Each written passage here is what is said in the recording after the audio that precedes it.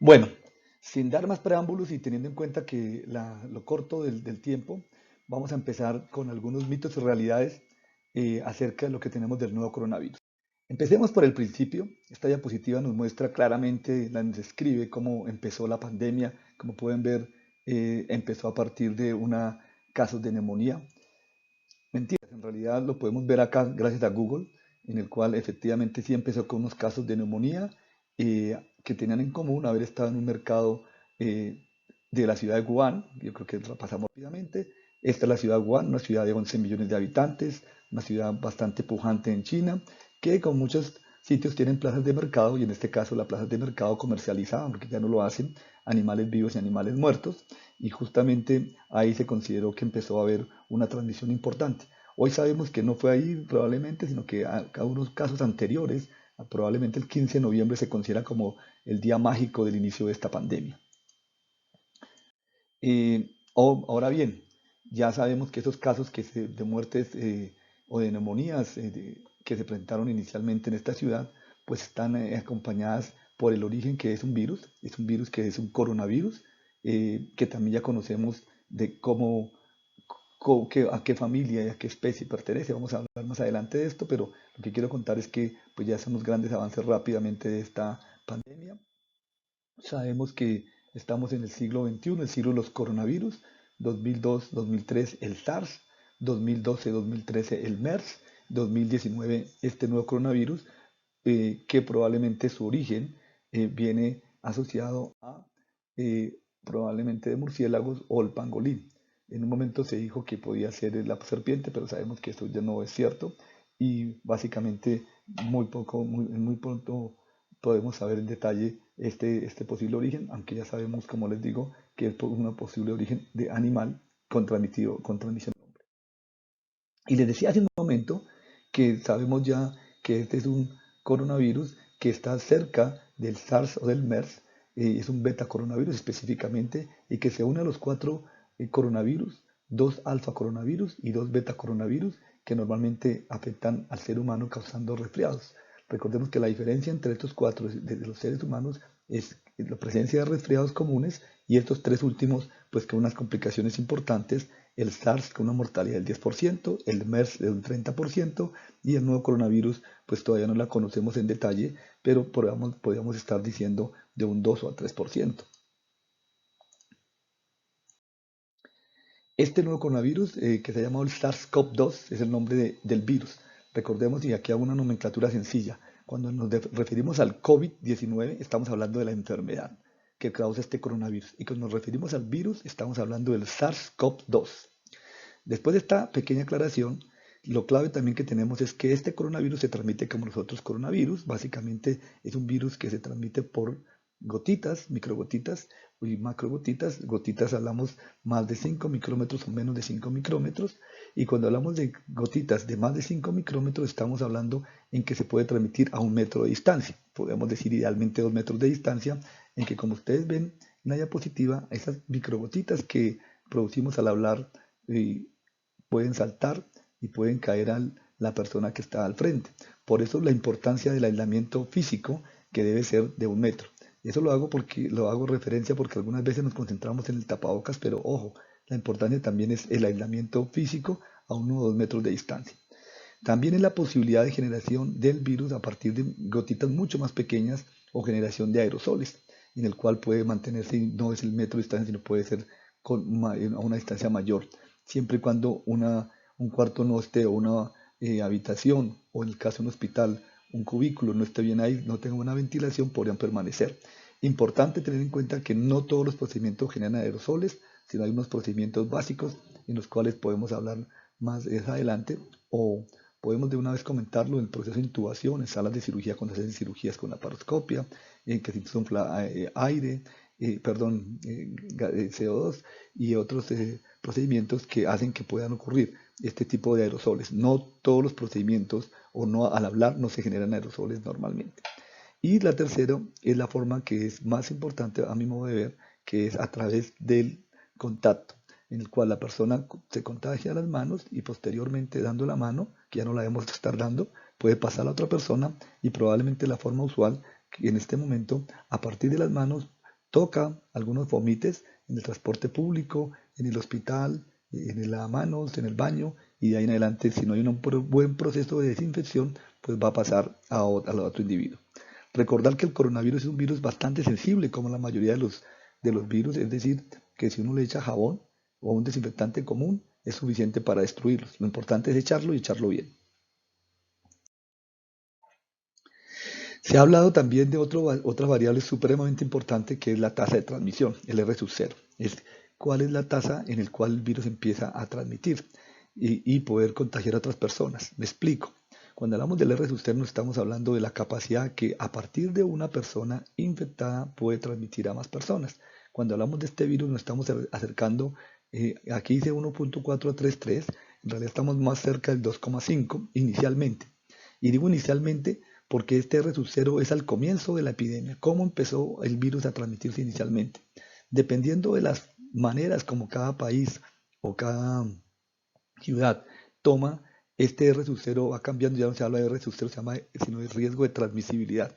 Y ese riesgo de transmisibilidad varía y puede ser que sea más alto o menos alto dependiendo de cómo hayamos hecho nuestras medidas de protección o de prevención.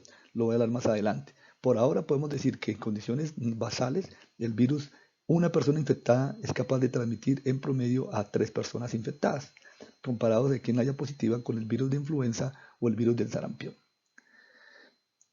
Me excusan que voy hablando muy rápido, más rápido de lo que usualmente hablo, pero lo que quiero es tratar de abarcar mucho tema en el poquito tiempo que tenemos y, eh, y con esta anotación paso a la siguiente diapositiva, en el cual este también es un número que va variando dependiendo del día, por ejemplo era el 13 de marzo, pero podríamos tomar un día como el de hoy y podemos encontrar que pasaron a más de 1 millón ya de casos, en el cual podemos ver un avance importante. Y solamente tener en cuenta que la proporción entre el número de casos y mortalidad más o menos se ha mantenido, como lo vamos a ver más adelante. Me gusta esta diapositiva porque nos muestra dos cosas. Nos muestra cómo es la tasa de transmisión en el eje de las X y cuáles las complicaciones que puede tener en el eje de la Y. Y ustedes pueden ver, en este caso la complicación es la mortalidad. Y ustedes ven cómo ven un virus que se transmite igual que otros virus en la tasa de transmisión, que ya decimos que es un 3, pero que tiene una tasa de mortalidad mucho más alto que una tasa de mortalidad asociada a la influenza o la gripa común, que es de 0.1. Aquí podríamos estar hablando, como les decía, entre 1 a 2. Alguien podría decir, podría ser hasta 3 o 4, pero podemos dejarlo en un 2% como un tema con los datos que tenemos hoy en abril, a comienzos de abril del 2020. Y esta me gusta mucho para entender también lo que es la tasa de letalidad. Recordemos que aquí es importante cuando comparamos, en este momento no podemos hablar con certeza la tasa de letalidad, por eso hacemos una variación, porque para conocer la tasa de letalidad tenemos que saber todos los componentes de la pirámide o del triángulo que está a la izquierda. Ven ustedes que sabemos los muertos, tenemos los casos severos, esto por ejemplo era el 31 de marzo, tenemos los casos leves o confirmados, pero probablemente tenemos unos casos sospechosos sintomáticos que todavía no conocemos, unos contactos de seguimiento que no conocemos y posibles infectados asintomáticos, que donde han empezado a estudiar puede oscilar entre el 15 al 20%. Es decir, con los datos de arriba de la pirámide y es lo que tenemos hasta este momento, podemos hablar de una tasa de mortalidad de un 5, 4 o 5% según el sitio web de Johns Hopkins. Pero como tenemos que sumarle lo que está en la base de la pirámide, probablemente unos 3 o 6 meses que conozcamos mejor los datos, especialmente de los asintomáticos, podremos hacer y conocer la verdadera tasa de letalidad, que probablemente es más baja afortunadamente. Es decir, siempre las epidemias al comienzo sobreestimamos y luego empezamos al verdadero valor. Lo que sí tenemos claro es lo que ustedes ven en la derecha y es que las personas que tienen más años pues tienen mayor riesgo de mortalidad. Casi que la variable más importante, a pesar de otras comorbilidades, se ha convertido en la edad. Pero ojo, ustedes también ven aquí que hay personas que son jóvenes que también tienen una tasa de mortalidad no importante, pero sí, sí significativa. ¿A qué me refiero? En que hay personas jóvenes sin ningún factor de riesgo que también pueden fallecer, así sea el 0.2%. En resumen, ¿qué tenemos desde el punto de vista clínico? Tenemos que un 80% de los pacientes hacen síntomas leves, que no requieren hospitalización o que se pueden manejar en la casa. Un 14% requieren hospitalización porque requieren hacer una evolución severa y que probablemente van a requerir hospitalización en pisos, y un 6% o 5% van a requerir un cuidado intensivo. Y de este, como lo hemos visto, ya hemos definido, más o menos un 2 a 3% podría fallecer, teniendo incluso las camas suficientes y el cuidado adecuado. Ahora pasemos a esta otra, que es cómo hacemos diagnóstico. Desde el punto de vista de manifestaciones clínicas, eh, rápidamente esta diapositiva me gusta porque nos muestra cómo es la dinámica del virus. En azul, una familia que estaba en Shenzhen visita a una familia enferma en Wuhan y después de llegar rápidamente en 3 o 4 días empiezan a presentar síntomas, fiebre, tos, debilidad general. Y esta familia, incluso aquí ven ustedes que también hay dos que presentan diarrea, y cuando se hace el diagnóstico, al día 9 o 10 de haber estado con el contacto con la familia, salen positivas las PCRs. Pero tengan cuidado que acá ven al final que hay dos personas que no tienen síntomas, pero que también producen sintomatología. En este momento estaba asintomática, pero al final se positiviza más adelante, es decir, desde antes de estar eh, con el eh, enfermo ya presentaba o estaba en la fase inicial de los síntomas. Y al final aquí tenemos una persona que no viajó, que a su vez esta persona fue infectada por la familia que estuvo visitando Wuhan. Es decir, nos muestra la capacidad de contagio que ya describimos anteriormente.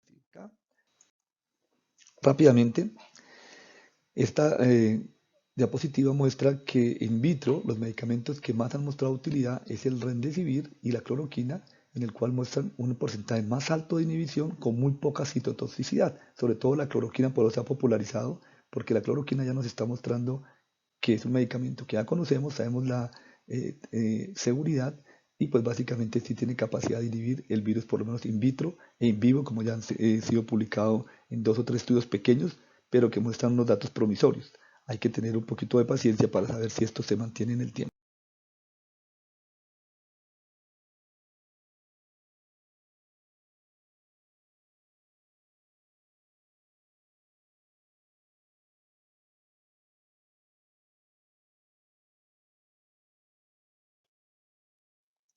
Por ahora lo que tenemos también es el manejo, como en este caso, en el cual ustedes en la parte superior ven el paciente que entra a cuidado intensivo, y luego con las medidas de soporte usuales que hacen en cuidado intensivo, incluyendo algunas con pacientes que pueden requerir el uso de ECMO, pues al final ven una recuperación como en este caso.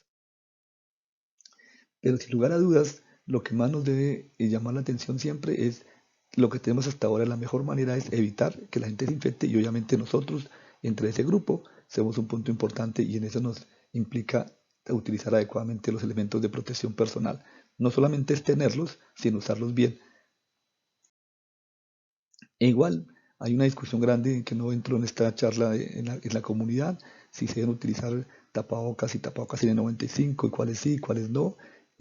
Salvo lo que quiero solamente tener en cuenta, no quiero entrar en la controversia del tema, pero sí importante es que las medidas que han funcionado muy bien es lavarte las manos, el aislamiento físico, y probablemente el tapabocas podría ayudar adicional, pero nunca por encima de las otras dos medidas, que a veces puede olvidarse o podemos dar una falsa sensación de seguridad utilizando tapabocas y descuidarnos. Y eso también va para nosotros, porque algunas veces en los hospitales nos preocupamos por ponernos tapabocas, pero no hacemos aislamiento físico entre nosotros mismos como colegas, y tampoco a veces hacemos un lavado de manos adecuado, que obviamente es súper fundamental. Siempre lo ha sido, pero ahora es muchísimo más. Paso rápidamente estas diapositivas solamente para tener en cuenta lo que acabo de decir de los aislamientos, la importancia del aislamiento tanto en el trabajo como en la familia. Y entro a una parte final en el cual quiero hacer énfasis solamente en las fases de la pandemia, en el cual tenemos un escenario inicial cero, que no está ahí, que es donde no hay casos. Luego pasamos a escenarios de contención, que van desde el bloqueo de las cuarentenas hasta escenarios de mitigación, en el cual en Colombia estamos en este momento entre estas fases de contención-mitigación. Hacemos estrategias de contención y hacemos estrategias de mitigación. ¿Cuál es la diferencia grande entre una y la otra? Básicamente, en la primera tratamos de contener a que haya menos gente infectada y que se propague, buscando los casos y detectando los posibles contactos para también aislarlos y evitar que haya mayor transmisión. Y la de mitigación es que paralelamente nos concentramos en el sistema de salud para ver cómo disminuimos la carga al sistema de salud, y en ese escenario estamos hablando de cómo hacer que haya más camas y haya más gente preparada, como lo que estamos haciendo con este curso, para poder atender más pacientes y de mejor calidad. ¿Con qué fin? Básicamente con esto que ya lo paso rápidamente, porque lo hemos visto en en todo lado, que es básicamente aplanar la curva. Y aplanar la curva no es otra cosa que con las medidas no farmacológicas. Este es el modelo de influenza que se ha tomado para el caso del coronavirus, lograr que se aplane la curva y tengamos no menos casos, porque probablemente los casos van a ser los mismos, pero no al mismo tiempo. Es decir, lo que hemos dicho, que no todos nos enfermemos al tiempo, y eso va a permitir tener unas camas o una capacidad suficiente. Cuando se hace esto, pues básicamente ya lo mostró China, en el cual muestra cómo la transmisión se puede disminuir dramáticamente, y desafortunadamente cuando estamos haciendo este curso, Europa ha mostrado de cómo si se hace tardíamente, pues las cosas se salen del lugar y es difícil de contener.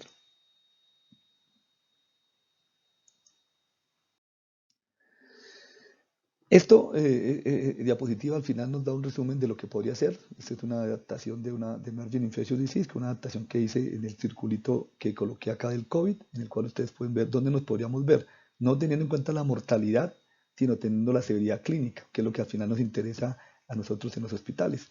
Y es teniendo en cuenta la capacidad de transmisión del virus, la velocidad de transmisión del virus. Vean ustedes dónde nos podríamos ubicar en severidad clínica, es decir, teniendo en cuenta aquellos pacientes que requieren hospitalización y cuidado intensivo.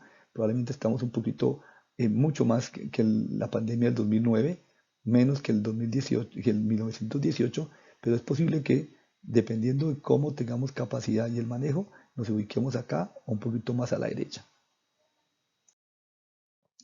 Y aunque no es el tema de la charla, solo para cultura general, ten en cuenta que las medidas que se van implementando, lo que van haciendo es teniendo algún espacio de tratar de aplanar la curva, y cada una tiene una medida, un impacto, como ustedes ven en este modelo tomado del Imperial College, específicamente para Gran Bretaña.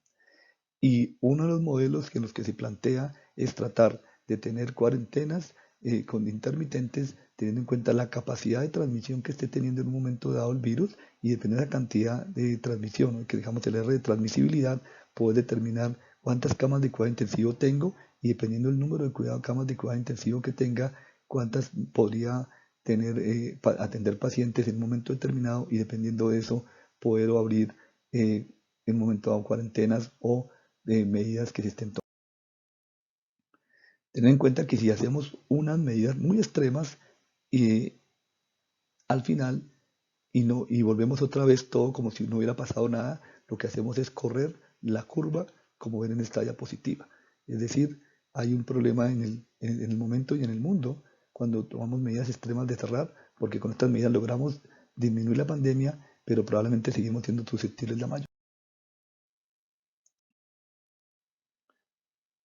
Esta es una estrategia en la cual se puede abrir y cerrar de forma intermitente, dependiendo la capacidad de camas de cuidado intensivo y dependiendo cómo puede ir evolucionando tanto la tasa de transmisión, pero también las camas y la infraestructura hospitalaria.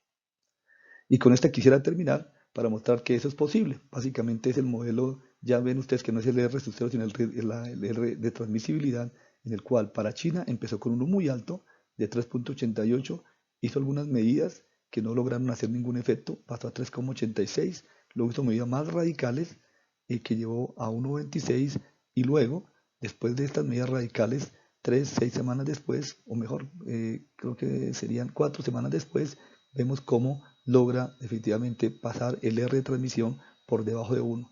Recuerden, cuando tenemos el R de transmisión por debajo de 1, significa que una persona infectada no es capaz de infectar a nadie, y por lo tanto la epidemia empieza a controlarse. Y eso es la manera exitosa de lograrlo. El problema es cómo hacer volver a la vida normal, o por lo menos, digamos, subnormal, pero no dejar que este R se nos suba demasiado o se mantenga a un muy bajo, para lograr contener y mitigar la epidemia. Bueno, queridos amigos y colegas, con esto termino esta introducción. Espero que no haya sido aburrida y que sea de utilidad para todos.